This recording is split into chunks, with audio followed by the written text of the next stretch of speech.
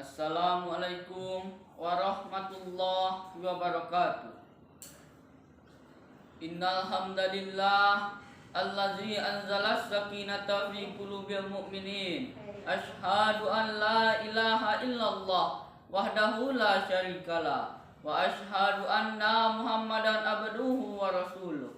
Allahumma sholli ala Muhammad wa ala alihi wa sahbihi ajma'in. A'udzu billahi minasyaitonir rajim. Bismillahirrahmanirrahim. Inna ibadi laisa laka alaihim sultanun illa man ittaba'aka minal ghawin wa inna jahannama la mau'iduhum ajma'in. Quran surah Al-Hijr ayat 42 dan 43. Kaum muslimin rahimani wa rahimakumullah. Kembali kita perbaharui rasa puji dan syukur atas kehadiran Allah Jalla Jalaluh yang telah melimpahkan rahmat dan karunia-Nya kepada kita bersama. Salawat dan salam tak lupa pula kita mohonkan kepada Allah Jalla Jalaluh untuk disampaikannya kepada Nabi Muhammad sallallahu alaihi wasallam.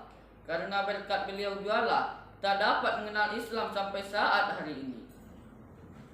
Perkenalkan, nama saya Teldi Syahri Basgian dari SMP Negeri 5 Kubung, Provinsi Sumatera Barat.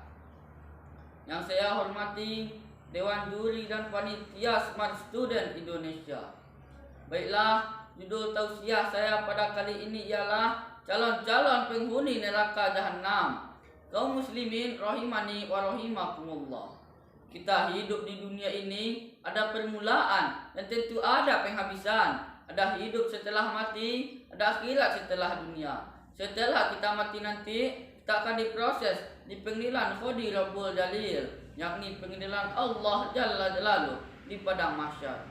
Barang siapa akan berat amal kebaikannya, maka ia akan dimasukkan ke surganya Allah. Akan tetapi barang siapa yang akan ringan amal kebaikannya, berat amal keburukannya, maka ia akan mampir dulu di neraka. Berapa lama kita di neraka, wahai kaum muslimin? Itu tergantung amal perbuatan kita di dunia ini.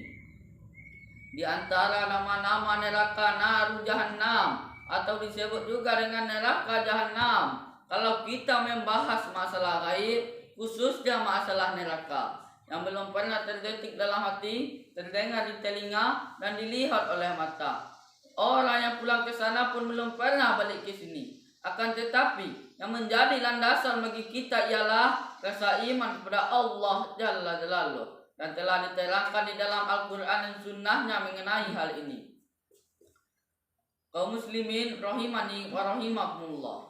Calon-calon penghuni neraka jahanam yang pertama ialah orang-orang kafir. Mengapa orang-orang kafir? Karena dia tidak mau menyembah Sang Pencipta, yaitu Allah Jalla Jalaluh. Maka jelaslah jahanam seburuk-buruk tempat kembalinya. Kaum muslimin rahimani wa rahimakumullah. Calon-calon penghuni neraka jahanam yang kedua ialah Allah telah terangkan di dalam surah Al-Hijr ayat 42 dan 43 yang telah saya bacakan tadi. Kata Allah, sesungguhnya hamba-hambaku iblis, tidak ada kekuasaanmu atas mereka kecuali orang-orang mengikuti langkah-langkah di seluruh ajaranmu. Maka jelaslah jahanam seburuk-buruk tempat kembalinya. Dari firman Allah Ta'ala tersebut, calon-calon penghuni neraka jahanam ialah para pengikut setan dan seluruh ajaran yang dilancarkannya. Setan itu kan menebar lanjaunya dengan berbagai macam cara. Bahkan kadang-kadang setan itu pun masuk dalam solat kita. Maka ditimbulkannya sifat takabur, riya, dan ditimbulkannya sifat ujub. Maka diri merasa lebih pintar. Pintar itu baik, tapi merasa lebih pintar itu yang jelek. Kalau jadi imam, hati-hatilah wahai saudaraku. Setan itu akan menebarkan sifat riya. Ayat pertama Yasin, ayat kedua Sabihis. Coba kalau sholat sendirian, cukup wal asri sama qul wallah saja.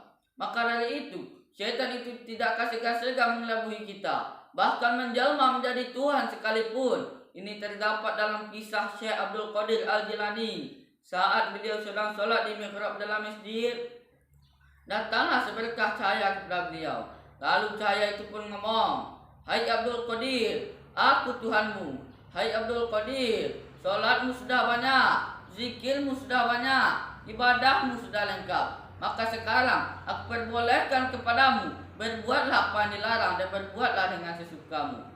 Mendengar ucapan itu kaum muslimin, Abdul Qadir pun mengambil kasut atau sendalnya, lalu melempar saya itu. Izhab ya laim, pergi terkutuk. Masa cuma gara-gara sholat saya banyak, saya disuruh berhenti ibadah.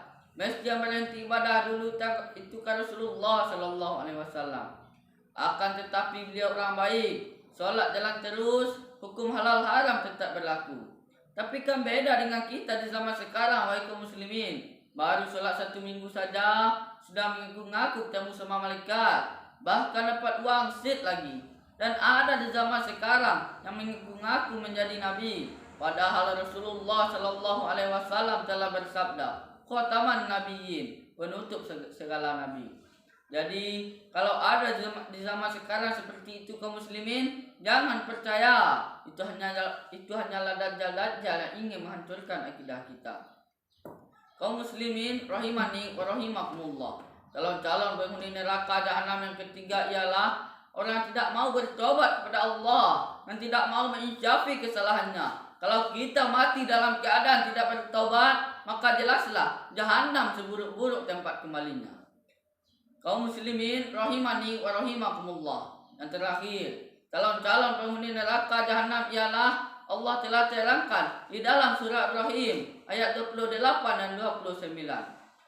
Apakah kamu tidak memperhatikan orang-orang menukar nikmat Allah dengan kekufuran?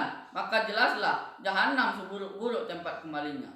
Dari firman Allah Ta'ala tersebut, calon-calon penghuni neraka jahanam ialah orang yang kufur atas nikmat Allah. Ada yang nawarin supermi 3 bungkus, tukar akidah. Ada yang nawarin baju-baju bekas, pindah agama. Itu keliru besar wahai kaum muslimin. Kalau kita miskin di dunia ini, palingan seumur hidup. Kalau kita miskin di akhirat kelak, itu kekal dan abadi. Dari ceramah tadi, saya dapat menyimpulkan calon-calon penghuni neraka jahanam ialah yang pertama, orang-orang kafir. Yang kedua, para pengikut setan. Yang ketiga, orang yang tidak mau bertobat kepada Allah. Yang terakhir, orang yang kufur atas nikmat Allah. Dari ceramah tadi bermanfaat hendaknya bagi kita semua. Terlebih-lebih lagi bagi saya menyampaikannya. Wabillahi taufiq wal hidayah. Wassalamualaikum warahmatullahi wabarakatuh.